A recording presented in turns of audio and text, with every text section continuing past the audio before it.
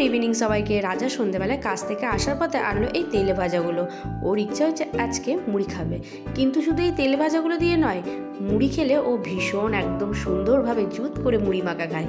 একটু সর্ষের তেল দিলাম, সাথে ফুলকপির তরকারি হয়েছিল আজকে, ফুলকপির তরকারি, একটু পেঁয়াজ কুচি, চানাচুর, তারপরে এই তেলে ভাজা, সব মিলিয়ে সুন্দর করে মেখে ওকে দিতে হবে। তো আমার মুড়ি মাখা রেডি হয়ে গেছে, চলো দিয়ে আসি, তারপরে এসে বানাবো চা। আর মুড়ি চানাচুরের গল্প শোনো, আমি যখন স্কুলে পড়তাম মা প্রতিদিন আমাকে টিফিনে মুড়ি চানাচুর দিত, তাই আমার এখন আর মুড়ি চানাচুর দেখলেই রাগ ধরে যায়।